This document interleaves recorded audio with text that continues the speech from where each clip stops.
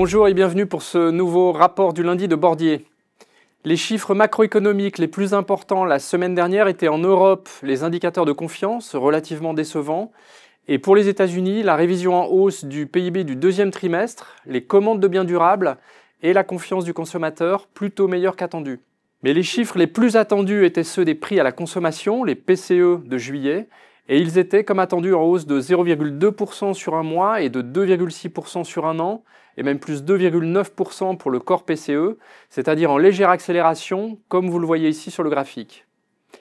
Le dilemme de la Réserve fédérale qui se réunira le 17 septembre restera l'arbitrage entre cette inflation, toujours supérieure à la cible, et le marché de l'emploi. C'est la raison pour laquelle le rapport sur l'emploi du mois d'août, qui sera publié vendredi, revêtira une importance toute particulière. Sur les marchés, après le rallye des dernières semaines, les investisseurs ont opté pour la prudence la semaine dernière. Vous voyez que l'or, avec une performance de plus 1,9%, se rapproche de ses plus hauts, vers les 3500 $. Les obligations souveraines sont légèrement positives et les marchés actions reculent, eux, de 0,1% aux États-Unis à 2% en Europe. En Europe, où la confiance est entamée par la situation politique instable en France, le secteur bancaire a d'ailleurs reculé de 4,5% la semaine dernière et Christine Lagarde a déjà indiqué suivre attentivement l'évolution des rendements souverains français.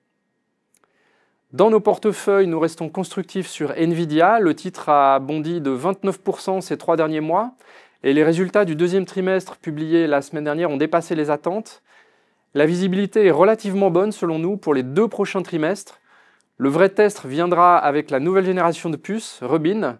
La question étant de savoir si l'incrément de performance par rapport à l'actuelle génération, qui s'appelle Blackwell, sera suffisant pour maintenir la croissance des ventes à des niveaux compatibles avec la valorisation actuelle du titre.